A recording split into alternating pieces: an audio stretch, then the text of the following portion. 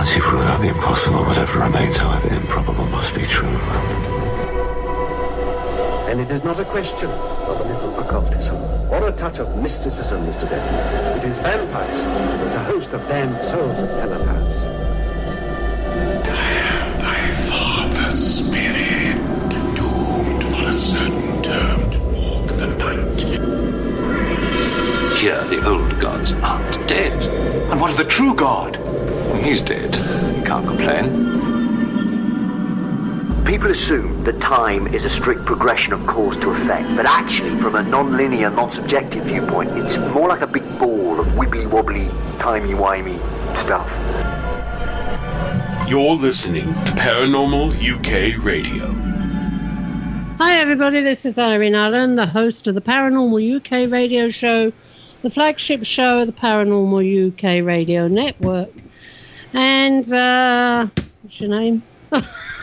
And joining me tonight is my co-host, Mark Farkle. There we go. Mark Johnson. There we are. Okay. I knew you'd get it eventually. That split second, it went. Yeah. You know? I just don't know how I do it. I really don't know how I do it. I am going to have to put it in big writing on the wall right in front of me. Yeah, That's all I can do. So you can read it, and you'd be like those third graders who go, and welcome to the paranormal. Sorry, folks, I just like busting on her. Yes, well, you certainly do. Yes, I do. It's one of my few pleasures. You do. Yes, you do. One of the few pleasures in life. All right.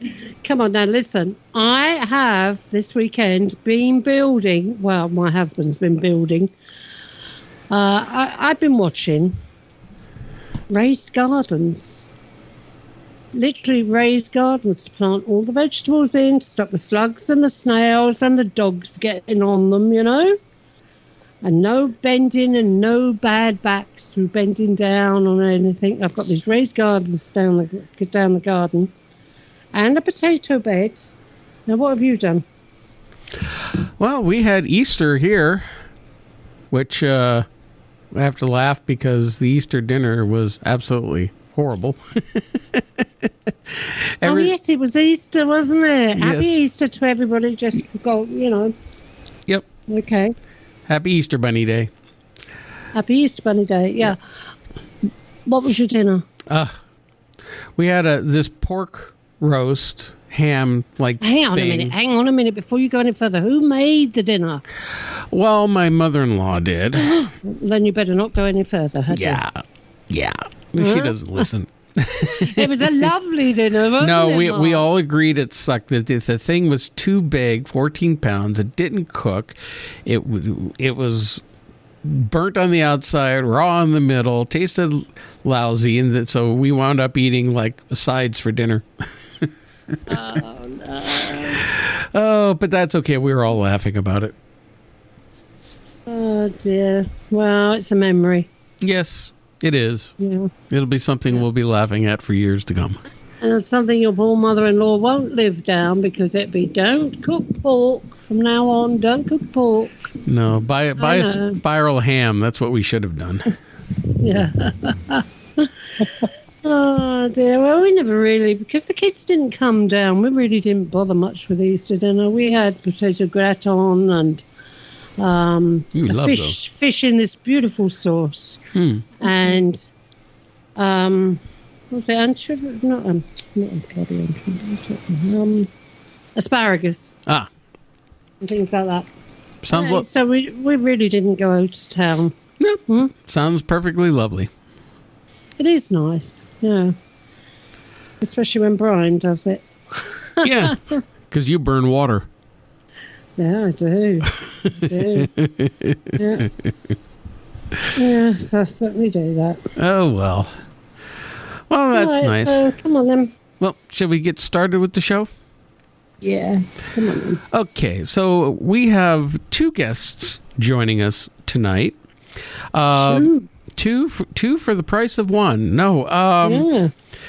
We have mentioned before a few weeks back that we had lost a friend of the show, and I consider someone a personal friend, John Edmonds, who he and his wife Joyce owned the Skinwalker Ranch, which has been made... Stardust Ranch. I'm sorry. I got the two confused. You've been watching that program too many times. Yeah, the new premiere is coming out next week. Yes, the Stardust Ranch in Arizona. And, that's been made famous or infamous by numerous radio shows and even an episode of Ghost Adventures. And John passed due to an illness that hit him last year, and we really miss him a lot. But now we are being joined tonight by his wife, Joyce Edmonds, to talk a little bit about John, his life, their life together at the ranch, and his upcoming memorial. So, Joyce, welcome to the program. Thank you very much, Mark. And hello, Joyce. And we're also joined by another friend of yours, Alyzabeth August, who is a friend of yours and John's. Yes. Hi, Elizabeth. Hello, Elizabeth. Hi. Hi. Thanks for having me. Sure thing. I have a little bit of a raspy voice right now, so it'll be a little bit hard to hear me. I'm drinking tea, so okay. Make it better. Well, thank you both for coming on. And Joyce, my condolences. I'm very sorry for your loss. Thank you. John, what little I knew of him, and, was such a sweet man and such a great guy. And his stories about your life together and what you all experienced there on that property. And how many years has it been now since you first moved onto the property? Wow, at least 28 years. Yeah, it's been quite a while. Yeah, 28 years. 28 years. Good Lord. I will tell people we're not going to go into too much of everything that happened. We'll do a recap, but if you want to hear more in depth about the history of the ranch and the things that John and Joyce experienced, you could please listen to our prior show. You can do a search on our website through old shows to find the last interview we did with John, and goes into a lot more detail. So tonight is going to be more about talking about Joyce's personal experiences and about John's life and their life together on the ranch and other things that we may not have heard before. Now, Alyzabeth, can I ask you your relation with Joyce and John and how long you've been friends with them and what your experiences have been? I met John a long time ago, after he had a big experience on the ranch, and he confirmed a lot of things that was happening to me and I was experiencing. And then after that, we became best friends. And, even though I moved away, we talked every day for several hours sometimes. So I was going to get back out, and then he became ill. And, yeah. So, we've done several radio shows together. We've went to conferences together. We've dealt with a lot of people over the years. And, yeah, that's about it. I feel like, he was like my brother. And this was really unexpected and had, to say the least, sorry, I have some kind of laryngitis. Yeah, Elizabeth. Yeah, Elizabeth. Did you have a property near to John and Joyce's? I lived in Phoenix. I lived in Chandler, and then I moved to Glendale, and that was. I'd been in Arizona for at least 30 years, and then I moved away. It had to do with a lot of the paranormal things that were going on there. There's a lot of stuff that is undocumented. I had countless videos on my phone, and it just gets to where you're desensitized from it. Yeah. Now, you said you had your own experiences before the ranch? Yeah, and I had met John, and he had confirmed things I was seeing. I mean, I would say, which one, point it out, and he would point it out. Then I tested him, I did the acid test over and over again with him, and he was absolutely correct. Everything that I was experiencing, I wasn't sure, because I was really into the paranormal before this. I didn't do the alien thing at all. I couldn't go there. It was too much already to deal with all the paranormal things that were happening to me. And then I had met John at a meeting for the Dr. Brandy, who is also on Ghost Adventures, and she was on a show with Rob Lowe that a friend of mine from A&E produced. Oh, I like that Rob Lowe show with him and his sons. Oh, you do? Yeah. Dr. Brandy was on there. She was also on Ghost Adventures, and she was the common friend that helped introduce John to me. Okay. Yeah. So it's it's funny because Irene and I both have a long paranormal background, separately, of course. She's been doing it a lot longer than me. What you're trying to say is I'm older than him. A lot older than him. Yeah. When you first started, did they have automobiles back then? They didn't even have computers, No. No mobile phones. No. Nope. None of those trappings. So, Elizabeth, do you think you were having paranormal experiences, or were you a researcher? Just trying to understand. I was a researcher. I was a truth seeker. I was on a different path when I met John. Mine was more spiritual, trying to figure out a lot of things. I mean, and John was very instrumental in putting a lot of things together that I just couldn't seem to get together. He was invaluable to me. He will never be replaced in my life. I know that. I met him 30 years prior to when they first moved out to Arizona. I had met him in Cleveland when he was with Concerts West, and he was working with Jimmy Page, and I met Jimmy Page and him at the same time. And then I was telling the story about when I met Jimmy Page, oh God, I met Jimmy Page, right? And John goes, that was me. And I was like, oh my God. And how does that happen in Cleveland and then you meet again in Arizona? It was just really strange. Synchronicity, Yeah, syncretic, very syncretic, yeah. The universe works in mysterious ways, especially when you're meant to connect with people. Yeah, and I think I was really, meant to connect with him. It was really strange at first because, it's like you've got all these experiences and you're trying to figure it out. And then John was a wealth of knowledge. That man, no one knows as much as John knows about the secret government and all these things. There were things that I was able to enlighten him to, but he actually was a counselor for the state of Arizona for 30 years. And he helped me through the trauma of all that. Because, when you don't know what it is, it's traumatic, right? So you don't understand what's going on, especially if these things are happening to you as a child. You don't to throw you in church and whatever. And thank God I was like, just regular Christian and not Catholic, not saying anything about Catholics. But, I don't believe I was demon-possessed. It was things that were happening to me. They were outside of me. And so John, they kept happening. It was like this didn't just happen in childhood. It was happening all the way up till I met John. And I was very uncomfortable about talking about a lot of it to people because they're limited knowledge.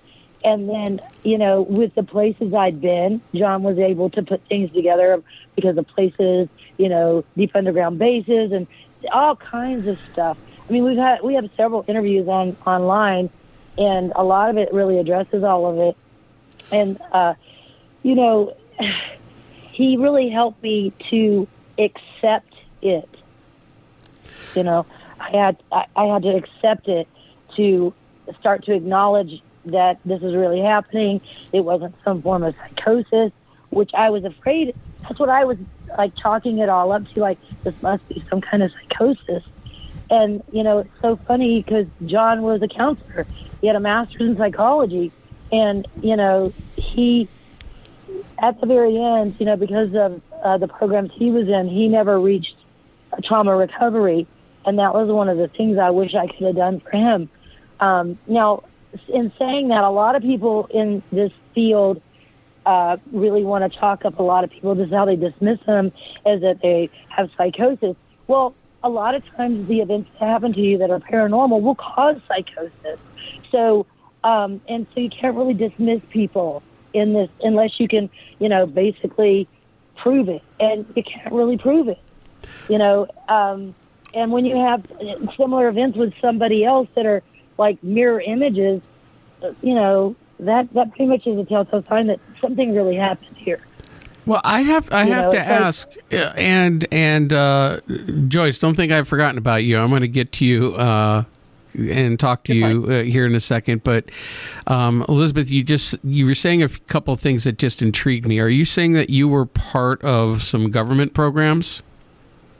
Yeah, John confirmed that. I had recognized a couple of people. I don't want to name them. They have their entities on social media and everything.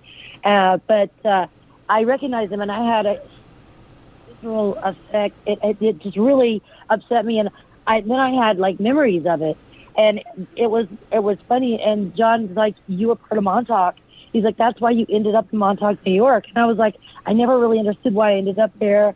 And I ran into people that had really funny names, like their last name was Enchilada and Punch and all this stuff. And John confirmed, you know, a lot of times that's what the spooks, they use those names. And so I'm not, there were a lot of things that God really put together for me that just did not make sense. I mean, you know, when you are experiencing all of these things, it just kind of, you want to shove it in the background. And I mean, when you don't have any leads and you don't really know how to find a lead and you just keep experiencing these things, it just gets where you just throw it in the closet, you know, just keep throwing it in the closet and just leave it there. And, you know, it was like a lot of the interests that I had, a lot of the things that were coming up and they seemed random to me. However, they weren't random. And John was able to put it together for me, which was amazing. And there's a lot of things that, you know, we don't talk about that, you know, you can't really talk about. There's a lot of things that you would say that if we were on the radio, I would tell you about it, but we're on the radio, so I can't really talk about a lot of those things. Yeah. So, I mean, this is my first interview without John, and I have never done an interview without John, so I have to say I'm a bit nervous. That's okay. Nothing to be nervous about here. I very well studied on the whole MK Ultra program and Montauk and all of that. And in my discussions with John, he hinted very heavily about a lot of things. He flat out told me a few things.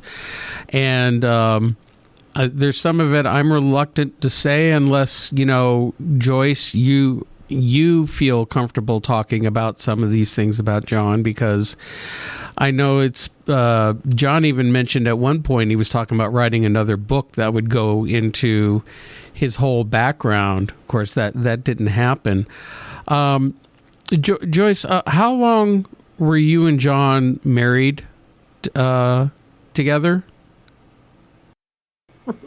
Okay. Well, it's a very big possibility. I will not discount that.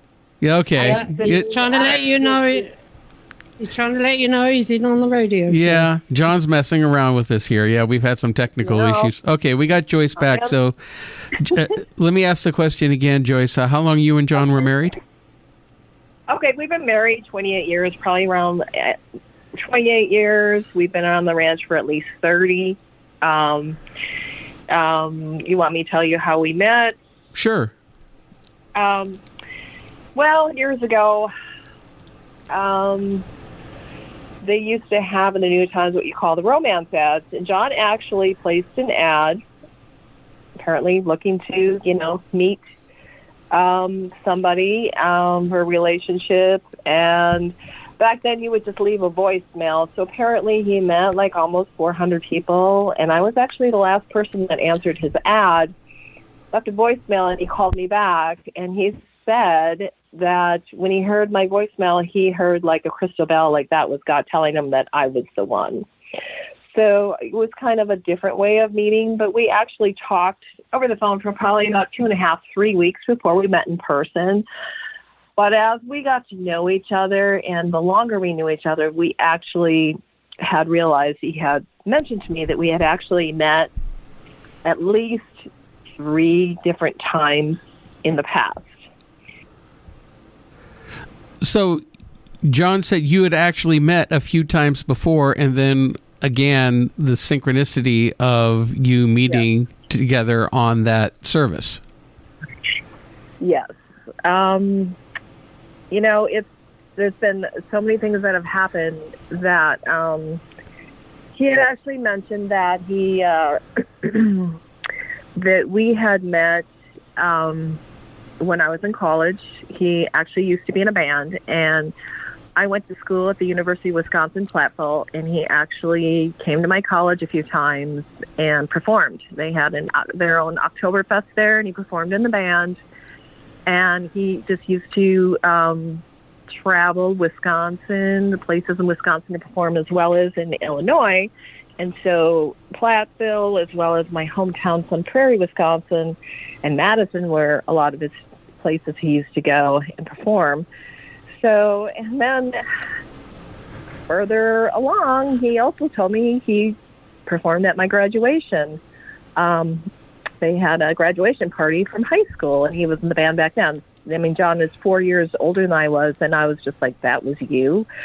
And there's been some other instances that he just seemed to surprise me the longer we've been together. And it's just, John, there's not one word to describe him. I mean, people say he's a very unique individual, but I cannot place one word on the love of my life, because I am still finding notes that he left behind about things that he was talking about with people that are I just keep getting these surprises. And it's just like, wow. And it's just like, so I'm just in awe, as even though he's gone, I still feel him here, and that he's contributing and things. And it's just, I don't know. I don't even know what to say at this point, but I keep getting surprised, and I'm like, wow, you want me to find these things. So, well, I find it really interesting that both you and Alyzabeth had a similar situation in how you met John and previously meeting before. So it's like everybody, both of you were meant to reconnect with him in some way. Now, since his passing, have you actually felt his presence there? Oh yeah, I have. And I still feel that he's around. Just the very night that he passed, within an hour, I actually heard our patio door open within the hour after his passing, and our Shih Tzu, who he's very bonded with, was in the living room with me, and I was on the phone with a friend, of course, bawling my eyes out. And then she ran into the kitchen after that door opened, and she started barking. And I said, "Oh, John's here, isn't he?" And she was just running around, wagging her tail and barking. And so I knew he was here. And, there's just little things that I'm more of a visual. I'm not more of a visual when it comes to visual experience, when it comes to the paranormal. I'm more of an audio type of experiencer. I mean, I have seen things, but I periodically will hear things in the bedroom, like little crinkly sounds, and the energy has been totally different here now, and it's just, I hear little sounds to make me think that, hey, things are going to be okay, I'm around. So it's not like I hear his voice per se, but I do hear things around the house. Now, how long were you together before you really started to realize he had a very unique background and upbringing? How long we've been together? I mean, I've heard things ever since we've been together, but it was actually, he didn't really start sharing more until we actually got engaged, like after being together a year. And he told me that he didn't really have a really good relationship with his parents, and he pretty much considered that they were already had passed, even though they didn't. And I actually got him to reconnect with his mom before him and his father had passed. So he started sharing more and more things with me after we got engaged, and then a lot more after we moved here to the ranch. And it just seemed like the ranch affected him in a way that opened him more up about a lot of different things.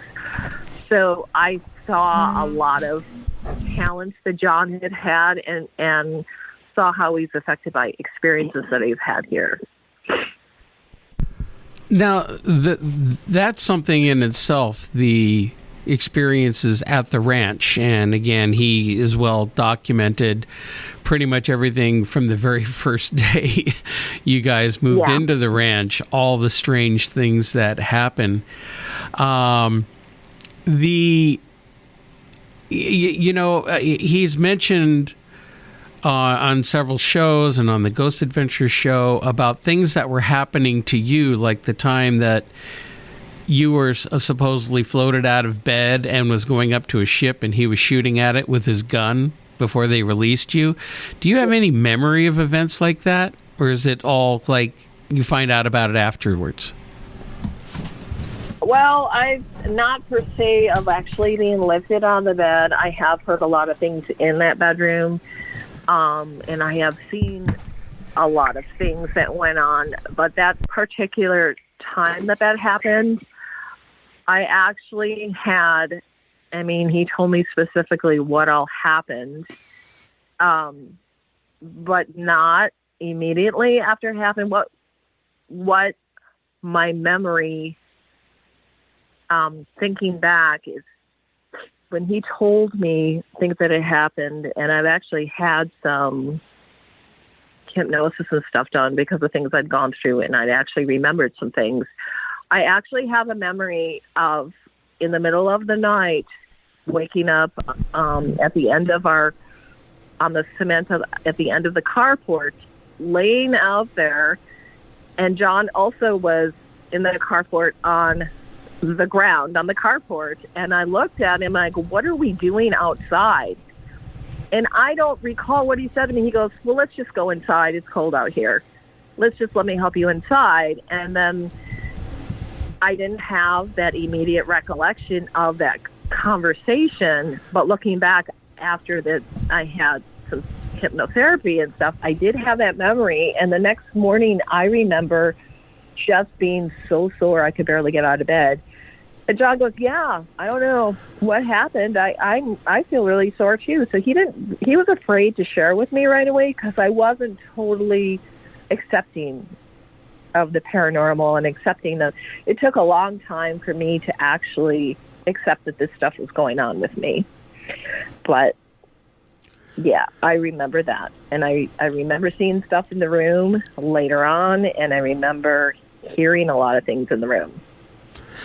Now, John had mentioned before about you all seeing these, everybody would think of as gray aliens or extraterrestrial type creatures. That was in Joyce's bedroom, wasn't it? Well, actually, they've been in all different parts of the house, but yeah, he saw a lot of them in the bedroom. Did you ever see them? Not per se in the bedroom. I have seen them in the kitchen walkway, but I saw them kind of interdimensionally, like seeing like a fast stream of like a grayish white color, like a flash going through the air. And I said, "John, that's a gray, right?" He goes, "That's exactly right." I said, "That's a gray." I go, "I'm not seeing him like I see him like in a photo. I see him." He goes, "You're seeing him going through different time. And so that's how I was seeing them. But he saw them all different ways. And actually, we used to have a dog that was in that bedroom too, and she actually saw one in the bedroom, and she leaped off the bed and just slammed into the door because she tried to lunge at it. Now, a lot of the activity that you all experienced there over the years seemed to be extremely negative, for lack of another word, or what these beings were that you were dealing with, which in a lot of ways, and I know I've talked about this with John, is not exactly everybody jumps to the conclusion of extraterrestrials or ET, somebody from another planet, but I've never really been convinced by that. I think that there's something more going on, and he kind of thought so too, but I was wondering what your thoughts are on that. Well, actually, the time that he explained, I think probably on your show, he's been on so many different shows. The time that Dr. Brandy was out here with the Assyrians, that whole experience was positive. I mean, we both seen things in the ship in the sky, and it's like, we've explained to people, we're experiencing the same thing at the same time. That doesn't mean that, it's a delusion. We're experiencing, because I looked at him and I'm like, are you seeing what I'm seeing?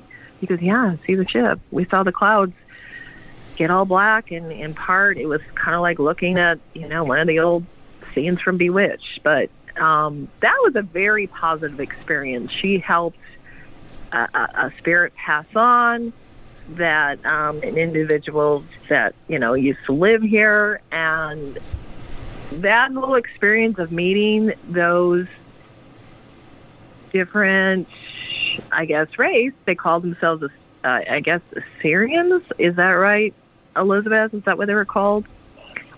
There were several different types of aliens out there. And that's another person you guys might need to get on your radio show is Dr. Brandy.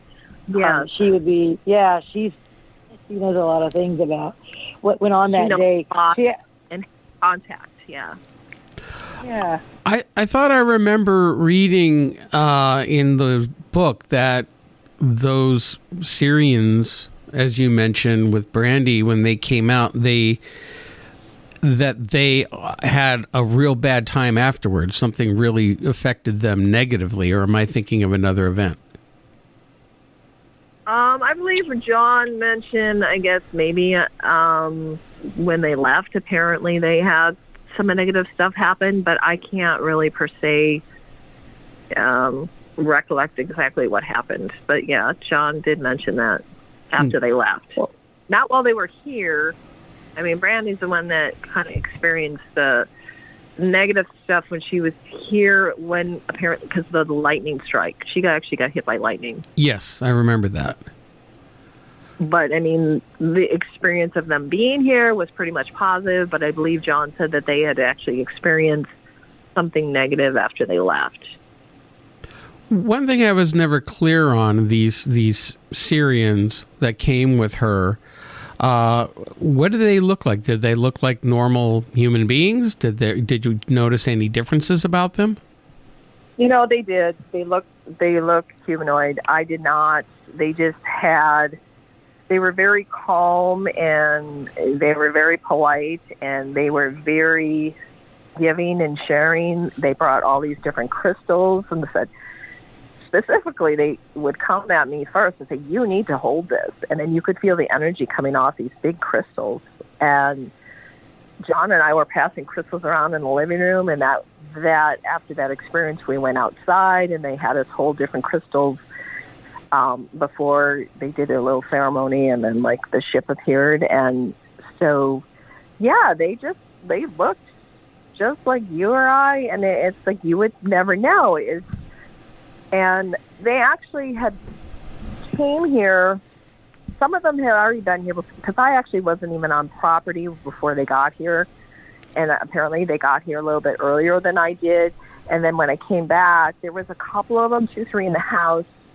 And then all of a sudden there were like a couple more that just kind of appeared in the hallway. And John's looking at me, and we were like, where did they come from? He goes, they weren't here before. They just kind of popped in. And so it sounds really out there, but they just kind of appeared, walking in the living room to meet the others and join in. And they joined in like they were actually already here. They didn't act like, hey, hi, we're late. No, they just were here and did their thing and were talking and showing us these different crystals and stuff. So, yeah, they did not look any different than we did. They would dress the same as we would dress, yeah? Yeah, I mean, they did dress a little bit different, but I can't really describe what they were wearing. It's Brandy specifically dressed like she had some kind of purpose and like was in charge, and their clothing was a little bit different, but I cannot describe like the time. It's kind of like they dressed like they were from a different time. The styles were just different. Almost like the Men in Black wearing archaic 1950s style clothes, just out of place. Their clothes were pretty simple. Their clothes were pretty simple. So that's why I can't really recollect specifically what they were, but they were pretty simple. Now, does Brandy still come around? Actually, Brandy, Elizabeth and I reconnected with her, and I let her know that John passed, and she recently had moved to Oregon. Mm-hmm.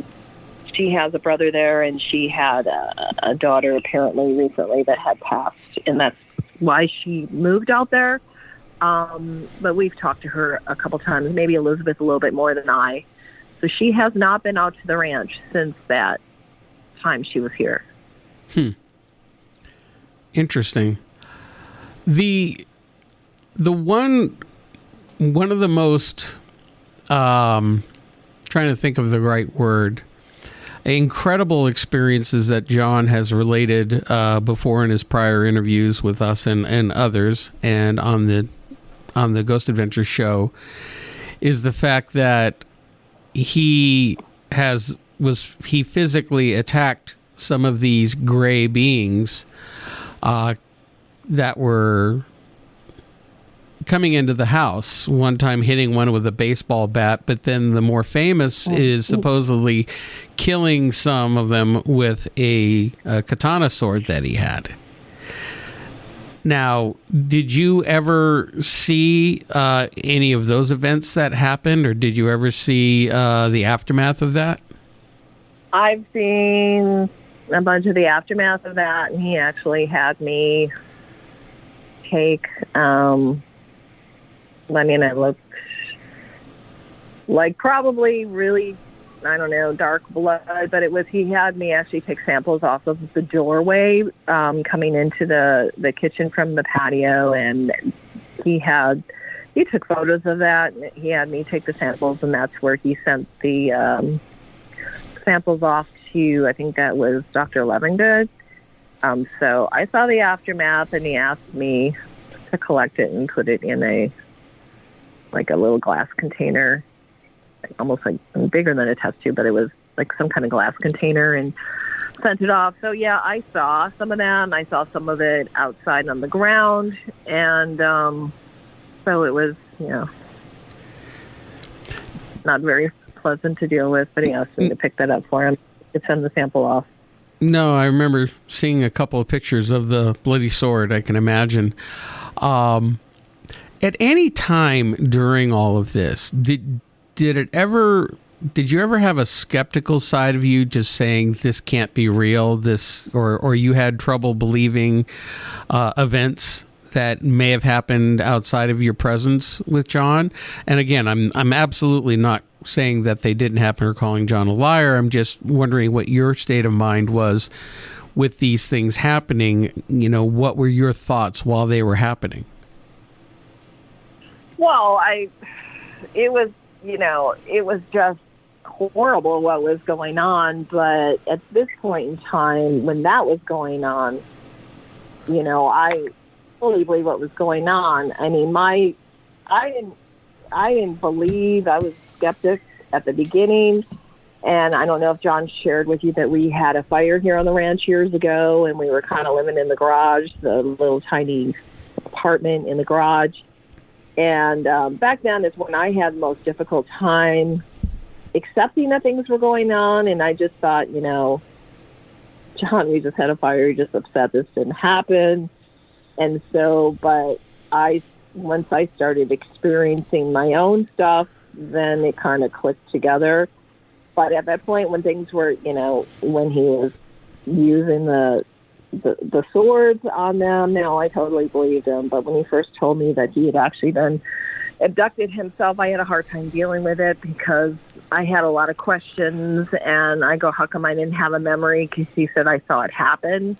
And he said, well, you were blocked. You couldn't. And he said, you were psychically screaming at me. He goes, I couldn't hear you, but I could see that you're screaming at me while they were taking me out of that guest house. And so back then, that was years ago, that's when I had a difficult time dealing with it because that was just so shocking to me that was happening. And, but later on, more and more things happened. And then, of course, when Dr. Brandy was out here, and then they had the Ghost Adventures things out here, and that's when I first met Alyzabeth, and she had some of the same experiences to, agree that all this stuff was going on. I just was like, wow, this is just a mess. This is just too much to deal with. How are we gonna, how are we supposed to prevent this from happening? We didn't know how to deal with it. We just did not, how do you prevent this stuff? So, I accepted. It took a while for me to accept it, but I was in denial for a while. Now let me ask a question. There was all of this was happening, and up to your first 15, 20 years on the ranch before you went public with it. A lot of the experiences were very frightening, very scary, and almost had a negative connotation to it. You had recently mentioned to me before we were able to talk that things are different now. Can you explain that? Yeah, things are a lot different now. I do not feel that there's anything negative here. I actually had help from a friend who helped me bless the property, and the energy here is just very positive. I do see things here. I've seen ships here, but I feel that they're all positive and good. I've taken video of ships. I feel like there's a ship that follows me when I go out and feed the horses at night. I've taken video, and I go in the back and come back, and the dogs are so calm here. I have to wake them up to take them to go outside. They used to just bark and howl at least 3 times a day, and I'd be looking at John. He goes, yeah, they're being triggered by the grays or something else that's going on that they can hear, that they're being triggered by something. And the dogs are just so calm and happy, and there's not the feeling of doom and gloom like there used to be. It's just very peaceful. How long ago did the shift happen? And you mentioned that you had a blessing and a cleansing on the ranch. Do you feel that's what fixed things and made the change, or do you think there was anything else that you could attribute to it? And how long has that change been in effect? Well, I believe there's something probably had been done with the portal here somehow. I believe the portal had been closed, but I actually think it actually started when John started to get, he'd been in the hospital in and out and different nursing facilities. Actually, he started noticing that when I noticed how calm it started to get when John got back home after being in the hospital the second time, that things had been calming down. But he used to be really concerned about me going outside by myself. He wanted me to bring my phone. And I didn't have a habit of always bringing my phone, so I started bringing my phone outside. He goes, I can't help you if something happens to you. You need to bring your phone out there. And he had the concern, but I noticed things have been really calm, but they were getting calmer when he started.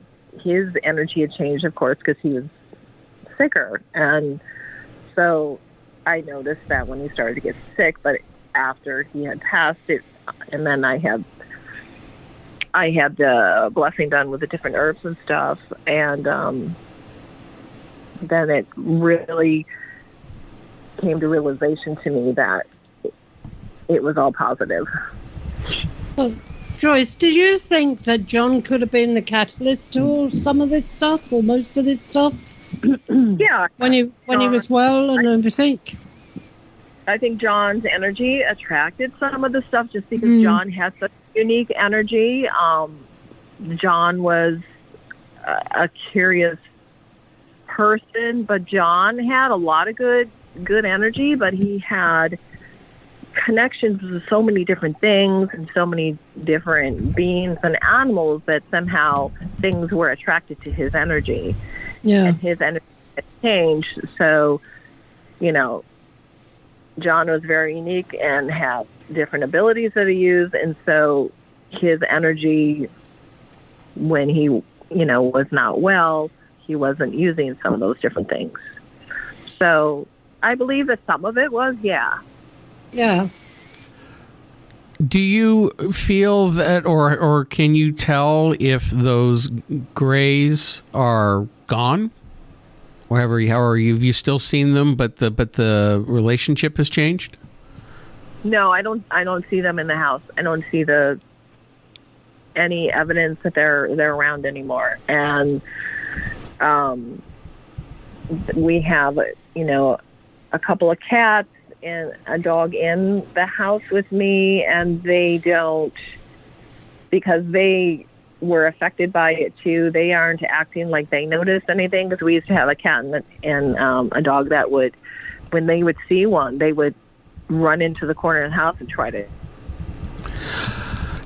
Now, and I know this was recorded when Ghost Adventures was there, but not just dealing with the grays or the UFOs above the ranch, but even, paranormal ghost-like activity. They caught some shadows moving through, objects moving, some voices. Do you still feel any other kind of, or witness any other types of paranormal activity, or is it all nice and calm now? Okay, we're recording again.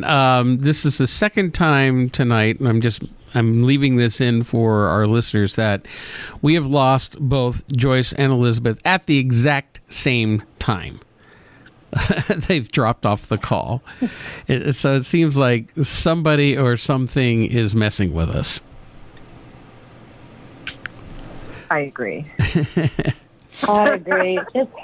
It happens a lot. And I'm only talking about a cat and a dog. Yeah.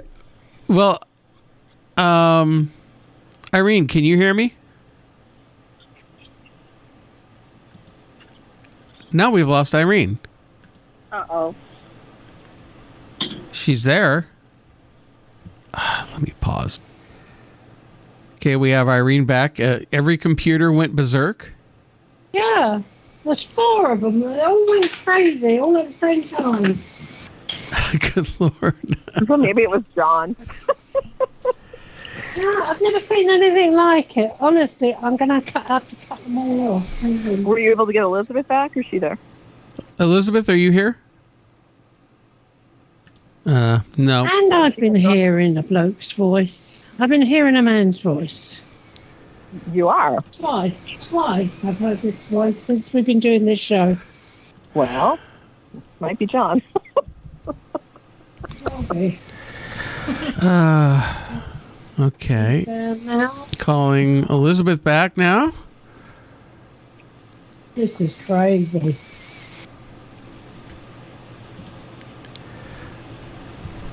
Yeah, I'm still recording right now because I want to document some of this. I mean, heck, I knew it. Honest. I've never seen that many computers go haywire in one go. Okay. It's just been, man, they don't want us to talk, do they? I really don't think they do. Just letting our audience know, I started recording again. We have had the worst time tonight with calls dropping and everybody dropping at once. 4 computers going say crazy in my place. And I have to mention, we just had an M-class solar flare come in. So we've had a lot of solar activity, which really affects the radio signals and stuff and all the technology. So that might be one of them, but not... How many times? I think it's 5 so far. 4, right. 5. Yeah, not just me, but everybody.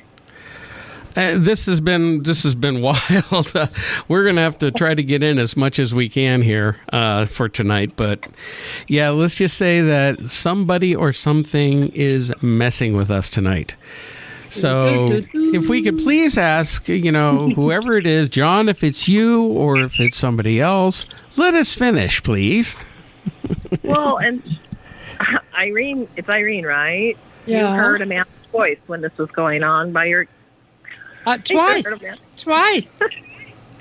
I've heard and you heard a man's voice by your computer. Yeah. 2 different occasions I heard a man's voice. Well, I would like to make a point, since we were, talking about interference and stuff and how things are going.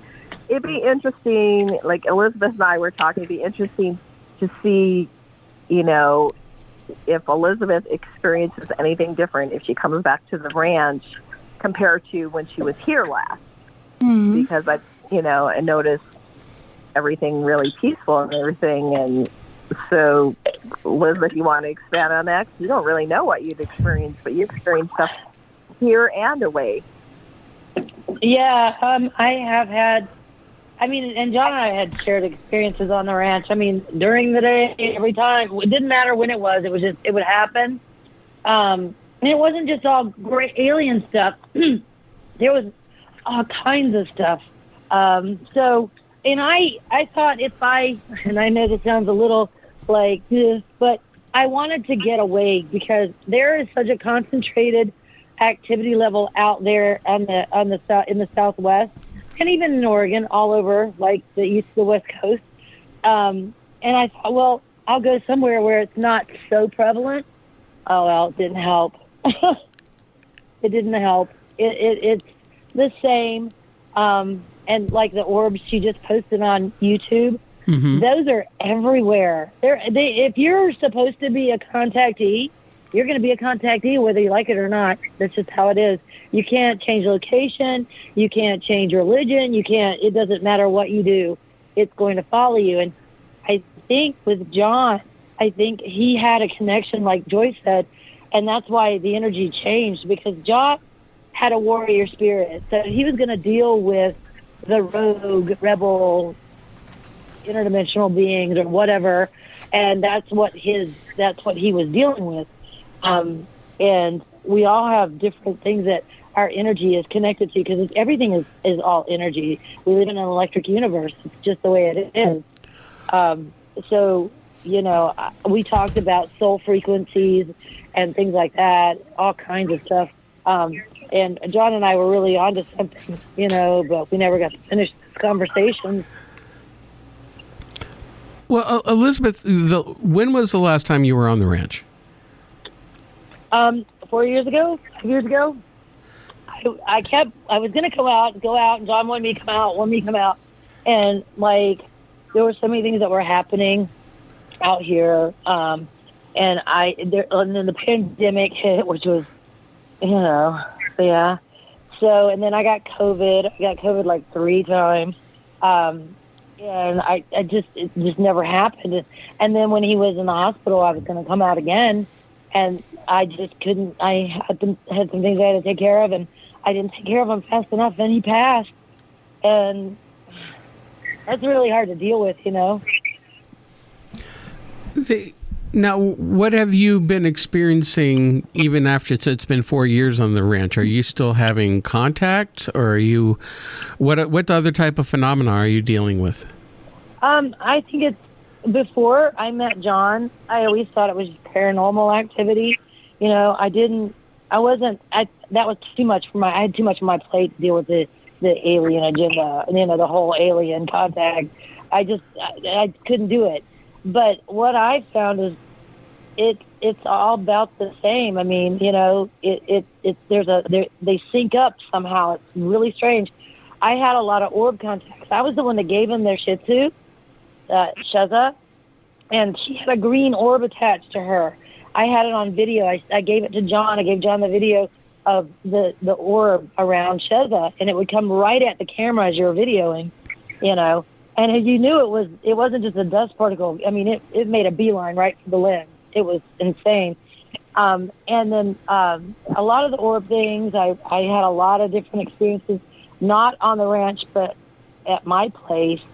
And I would call John the next day, and I would tell him, and the next thing I'd know, somebody put a video up, like the thing that happened down there with the entity that was in Buckeye.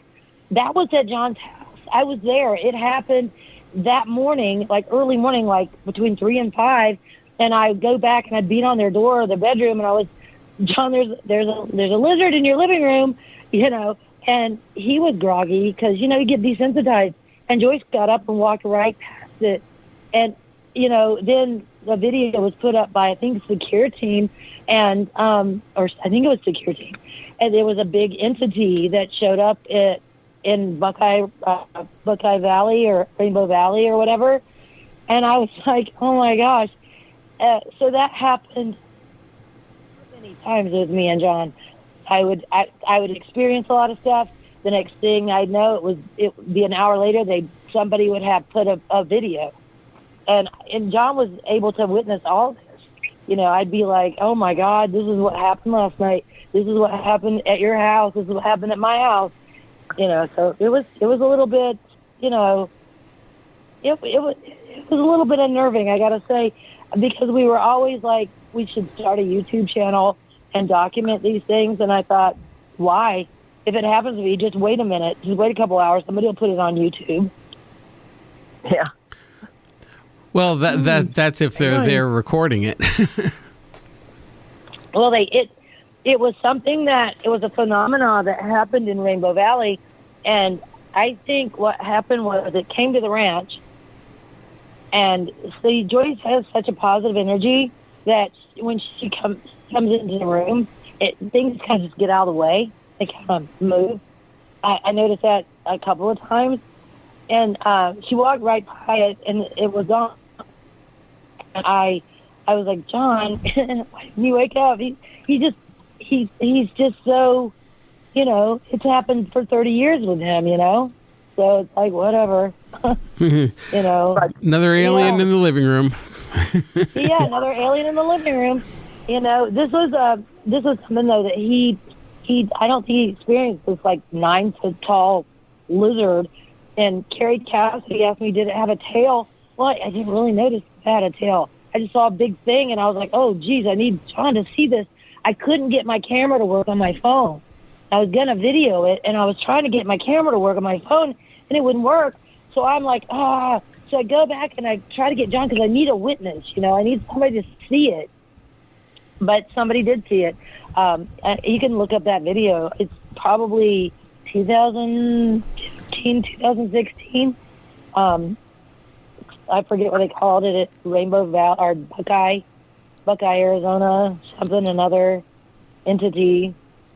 I don't know. I don't remember the captions of the videos, but yeah. So there's a lot of different types of events, not just with the Greys. And a lot of times when you'd see this stuff in the sky, I would be out there with John, or whatever, and you know that whoever's in them is probably pretty beat up because of the way they move in the sky. And I thought, oh my God, I would just feel it. I'm like, that might be alien or, you know, extraterrestrial technology, but they're not extraterrestrials driving it. And those were the orange ones that I saw.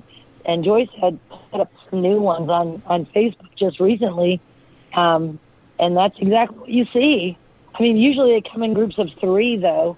That's what I've seen usually is groups of 3, and they're usually orange or green. So you feel that a lot, at least some of these might be military? John asked me, because what are you feeling? Because he would always, I always feel like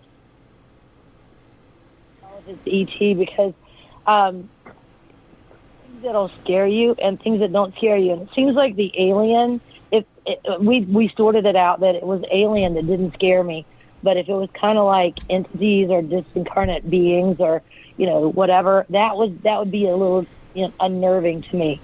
So we got a barometer on that. I was like, no, it doesn't feel ET.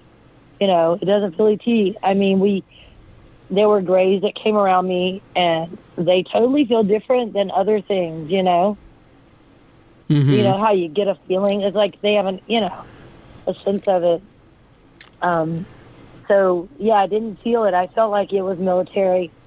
And I told John, I think it's military. And, so we would do that all the time. We would do the acid test, and it would be like, no. But that big lizard thing, that was definitely ET. I wasn't scared.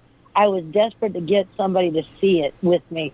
And John was the one that could see the things that I was seeing, like they have these entities that are on people, or maybe, it's like the Edgar suit in Men in Black, where that alien takes over his body, and he acts all disjointed. Well, that's kind of how the reptilians look in a human body. And I had John point out a couple of times where's the lizard? Where's the lizard in the room? And he would point out the one I knew. He would always point out the one I knew was a lizard. And so then that built a strong bond with me and him, because I would try to get some of my friends to be able to see it. Some of them wanted to see it. And we had interaction with a lot of them. There was a lot of them in Arizona.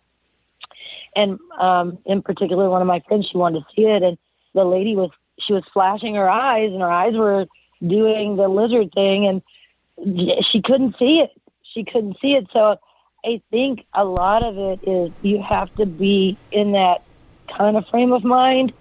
It could be right in front of you, but you can't see it. I mean, that happened with my friend, and but she could feel the energy. That was one of the things that she could feel. She was terrified of the guy that was in the store, and he was a lizard. He was disjointed, and he acted strange. And but everybody that came in her store was that way because she owned a metaphysical shop. But this guy, I've never seen her open up product that she had on the shelf, and he wants some dragon's blood. And I'm like, oh my God. I was like, you used me as a human shield. And she goes, yeah, I did. Because this guy had such a creepy energy, but she didn't know what he was, Right. Yeah, so I've had a lot of experiences like that. And, I haven't been able to be around Joyce when she was having experiences, because she was like always working. And I wanted to come back to the ranch just to see if, things would show up, and I could see how she would interpret what was going on. Like, did she feel it? Did she sense it? Did she see it? What way was she interpreting the information? Because I'm really curious, and I'm trying to make sense of it all, in a way where certain people pick up certain things, certain people pick up all things. Some people only have one way they interpret it. So that's one of the things that I'm really curious about, is that. And I'd really like to know if, these things, these reptilians, if they're actually demons in the Bible, if that's an antiquated way of interpreting it, what's happening, or if they're a separate thing altogether, like, human souls can only be demons, or, just getting the whole, putting the information in the right file, So that was my biggest curiosity about the ranch. Right. There's a lot of things that happen at that ranch, Well, Joyce, I have a question for you. It may be sensitive, and you could feel free to choose or not to answer or not answer, however you'd like. But one of the last conversations I had with John was when he was sick, And he told me that he felt that his illness was brought on, that he was targeted. What are your thoughts on that? When he first got sick, yeah, I remember him talking about that. Yeah, I believe he was at first. And there actually had been another individual that had been targeted too. Yeah, I believe that happened. Do you think that is other things followed? Do you feel that's what, did him in, or that was just, it was a start of something and then other complications arose later? I think it was the start of something, and it did not totally, it did not totally, stop whatever he was doing, but it led to other complications, and there have been a few others that around the same time also had been targeted, friends of John and Elizabeth. I think you might have said too that you were targeted too around within a few months of the same thing that happened to John. Yeah, John and I were talking about it, and the first time that I think it was the first time he got out of the hospital, and I was like, he told me some of the things that had happened, and I said, oh my God, it sounds like Max. It sounds like Max, and Max Beers, he had the black blood, and then it's a lot of the same things that John was experiencing. I'm like, but it killed Max, and you're still fighting it, and we talked about that a lot, and I really believe he was targeted. I think he was targeted. He thought I was targeted because I keep, he's never known me to be sick. I've not gotten sick. And I'm just blaming COVID. So, right now I can't, I have a raspy voice. I don't know. And I kind of thought something was going to happen when I was going to have to do this interview. And it did. It really did. I was like, wow, no, I guess there you go. It's really hard to talk about because, when your best friend is sick, and you don't want to. You want to think that it's just natural and the doctors can help him, and it's not. He's targeted by some military or whatever. Doesn't help the situation at all. But John believed that John could survive it. We all believed, and right up until the day that he died, we believed that he would get out of the hospital because we've seen so many things happen that John could walk it off. He would heal immediately, or it would just go away. I mean, like he broke his arm, and then what was the other thing? I think he did something to his, I think it was his back or his something. I don't know. He dropped a big hay bale on some. I don't know. He had a lot of things that happened. There's just so many things I can't even remember, and he would just be fine. It would just go away. He just so many things that happened and he survived that the average person would not survive from. I mean, who gets hit from lightning 3 times in his life, and who gets bit by a rattlesnake and survives? I mean, that happened at least twice. So it's, we thought he was just going to be, temporarily just down and snap back to his regular self because he just was amazing and he had some kind of natural healing abilities and just blew us all out. We just go like, wow. It's with that, it's interesting to me that John has been speaking publicly about all of this now for almost 7, 8 years now. And, if he was targeted to be silenced, why now?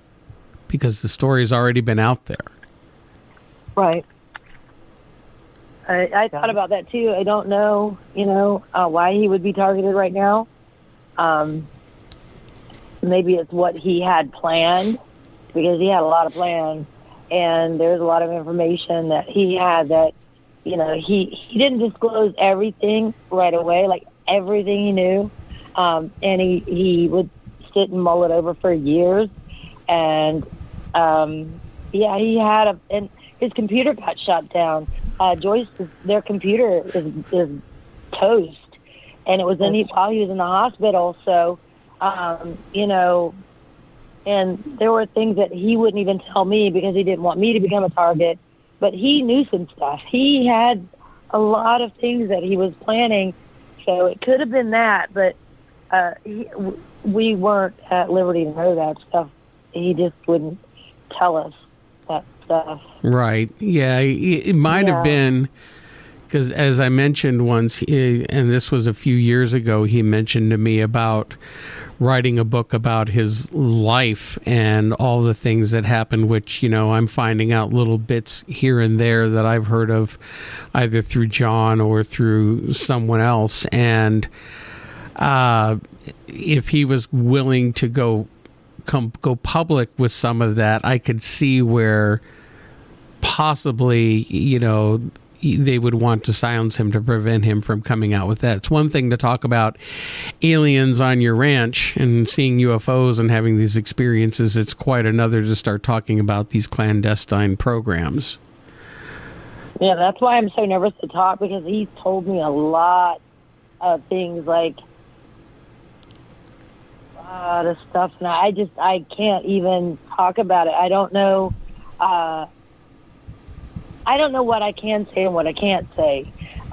This is things that are of John's life that he has shared with me, and they are out of this world. It has like some people that we all know, and I just can't. I don't know if it's safe for me to talk about. I mean, we didn't talk about anything before he died because we didn't think he was going to die, and so he didn't really think he needed to protect any of us of what not to say, So I know that he had a lot of things that were huge enough that they would attack him, and he even told me to be careful about things I talk about, like the beginning of this show.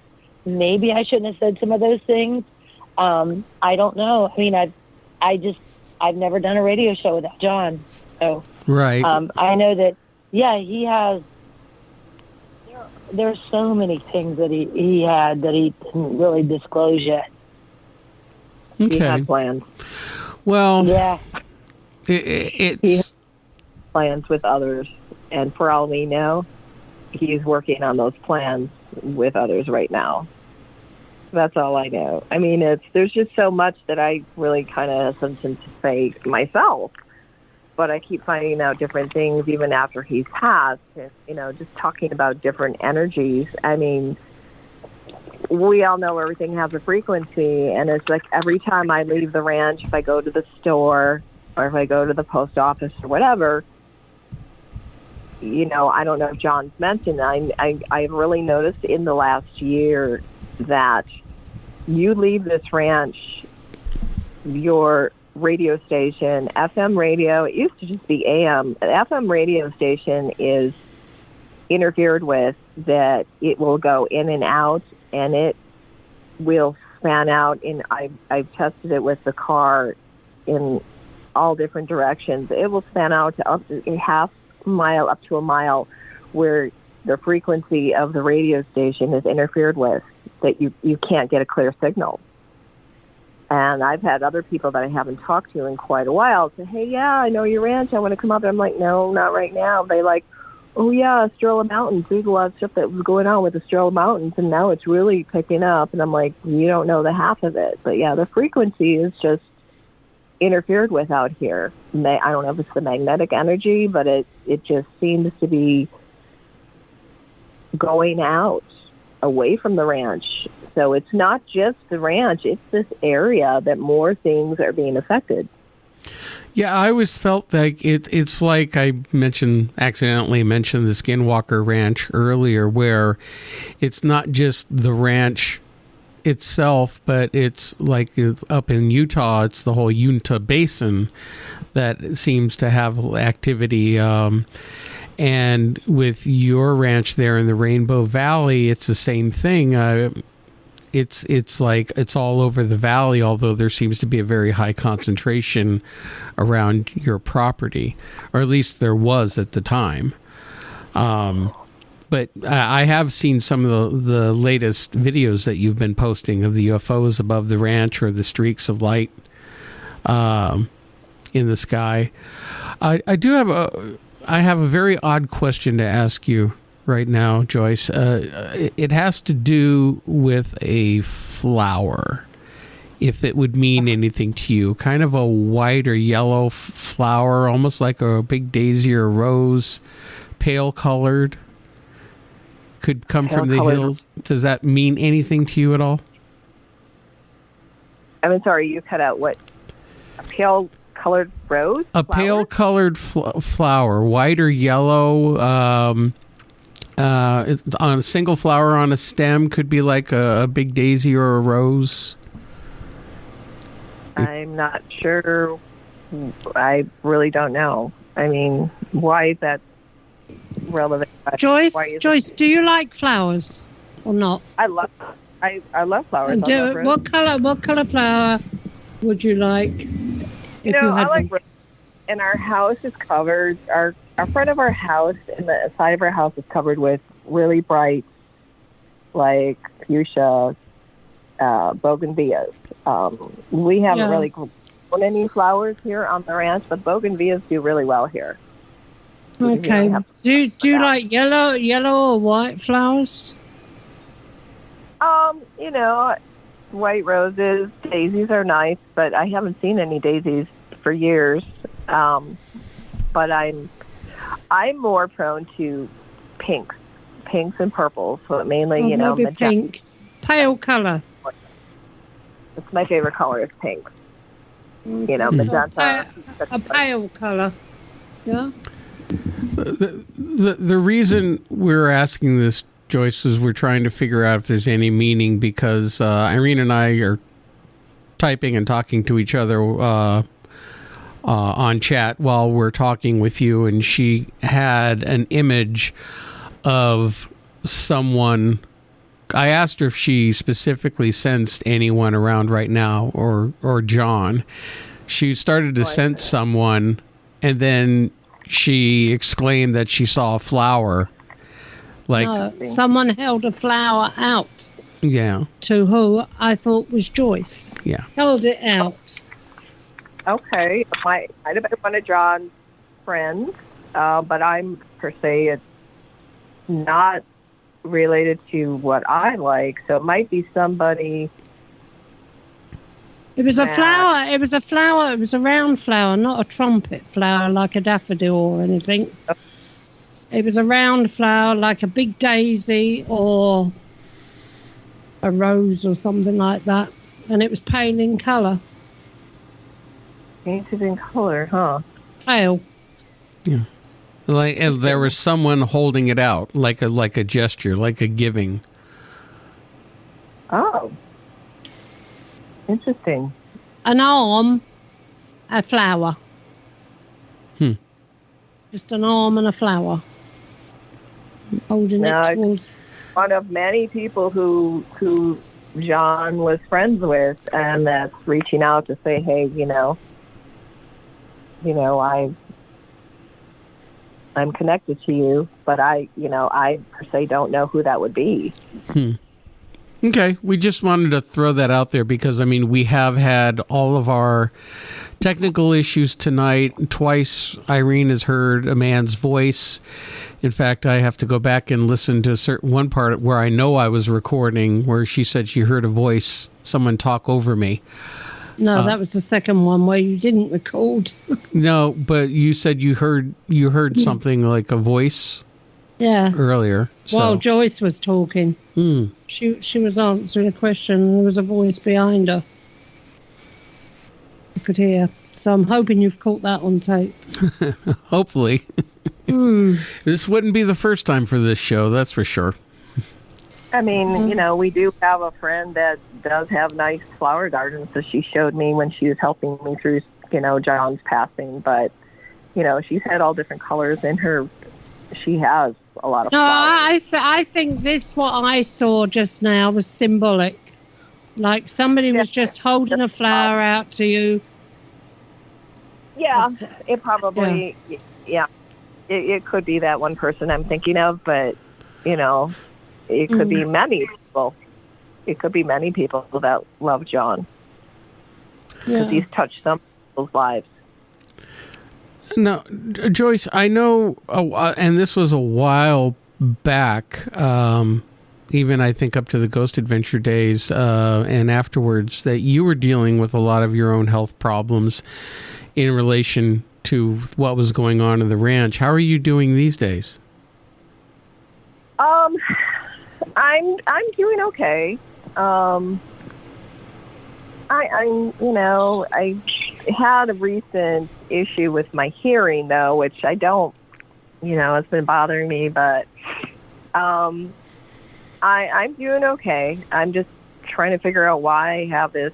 I've been to the doctor. I had an ear infection. I have this constant ringing in my ear, and I don't know if it's, you know, I'm becoming more aware of things, and they want me to go to a specialist, and I'm like, I had an ear infection. Well, I'm already done with the antibiotics. It's been 2 weeks, and so that's something new that's been going on with me, but you know, I have an illness, and I've had it for years associated with what I've been, you know, exposed to. And actually, I do owe, you know, my life in healing from a lot of different things because of John and John's abilities. And but yeah, I have some different things going on with me, and I don't know if it's awareness or I don't know, but I have this hearing issue, and it's bothering me, and I don't know. Maybe it'll go away. I don't know. I just have this high pitch like tinnitus going on now, and it's just there. Do you feel that this might sound a little out of left field, but especially recently, or within the last year, do you feel like that you've been having spiritual connections or connections with different types of spiritual entities? I don't know per se about entities, spiritual connections, but I definitely have a spiritual connection with John. You know, I had experiences in my dreams with John recently, and, you know, I have a spiritual connection with him, but entities per se, I just see what I see in the sky, and I, you know, put it on video, and I feel that I'm being protected. I feel that I'm being protected here, and it's been very calm and peaceful, like I said, but... The reason I say this, and this is extremely rare for me. I normally don't do this. I don't consider myself psychic per se or whatever, but every now and then I get hit with a very strong feeling, and I feel that there is a very strong energy around you right now. Maybe that's John, but I feel like there might be something higher, or could be because he's passed, it's part of his higher self, but I feel like there's something definitely there that if you took the time to either meditate, quiet your mind, or open your mind up, you could possibly be receiving messages or downloads of some kind. Oh, I definitely feel that John's higher self is around me, but I'm very connected to God also, and feel that God has, you know, gotten me through a lot of things since I've been here, and especially being with John and all the things that we've been through here on the ranch. So I do feel that God is, you know, watching over me as well as John. Now, we are coming up towards the end of the show here. And it's much shorter because of all of our technical issues we've had tonight. Mark, am I still with you? Say that again? Oh, sorry. I wanted to know if I was still with you. Yes, you're here. Because this computer's online, that one next to it is off. Huh. So I thought to myself. More technical issues. I wanted to mention that you have a memorial planned for John. Could you tell everybody about that? How they could see that or participate? Well, all of John's Facebook friends were invited to the memorial on the 28th. So if you were connected to his phone, my friend Heather sent out that link for the memorial on the 28th, and she's still finalizing what's going on with that. But it's gonna be on his birthday. I set it up so it would be a celebration on his birthday. He would have turned 63, and so. That will be on the 20th.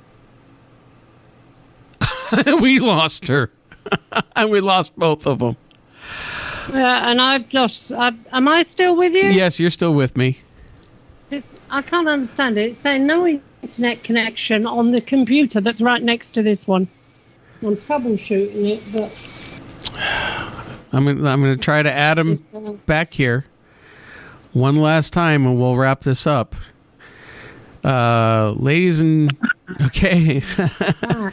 Okay, Elizabeth, you're back, and Joyce, you're back. Connected me. Is she on? The same time that happened with us. Yep. Okay, you're there. Okay. Both of you got kicked off at the exact same time, and Irene was having technical issues. So let's go ahead and wrap this up. So this is going to be April 28th. April 28th, and I believe it's going to be around 7 o'clock p.m. Arizona time. But everyone that was connected to John's phone, and I specifically am keeping John's phone on. I'm always probably going to keep it. So it's connected to all of his Facebook friends. Whoever was connected to him was given that invite, and then I think she's going to put another one out a couple days before. To remind people, and then maybe give a link. I'm not sure, so I have to connect with her this week to find out. But yeah, it will be on the 28th. Okay. Celebration of life. And then the other thing we were talking about before the show is I know you're on the ranch now trying to keep it going, and you had you and John had the nonprofit of Helpful Hooves to help take care of the animals and whatnot, but that you don't have access to anymore because John had access to that and now you don't. But you still are accepting donations to help take care of the animals. Yeah, there is still that GoFundMe that was set up from a friend that was on his Facebook page. There is a GoFundMe that was set up when he first became sick, and I had a couple of friends put some things on there that was, asking for donations related to his cremation and stuff. But yeah, the animals still need help because they're still here with me. So I want to recommend to our listeners, if you go out to GoFundMe and look up for John Edmonds, they will still accept the donations, and this helps, buy the food and everything needed to help take care of all the animals still on the ranch, because the ranch is still in operation. And they definitely are taking care of all these great animals. Well, Joyce and Elizabeth, want to thank you both so much for joining us tonight. This has been a fascinating conversation. And, I wish it was under better circumstances. We all miss John very much. But I do wish you the best in the future moving forward. I hope that everything really turns out well with you and your time there. And Elizabeth, I hope you're able to get back and visit sometime. Well, thank you very much. Thank you very much for having us both on. Okay, and want to thank everyone for tuning in to another edition of the Paranormal UK radio show, the flagship show here on the Paranormal UK radio network. And Irene, where can people find us? Am I still here? Yes, you're still there. Well, it's telling me I've got no internet connection. Well, you're obviously still on. Okay, where can everyone find us? People, you can find us just about everywhere. All right.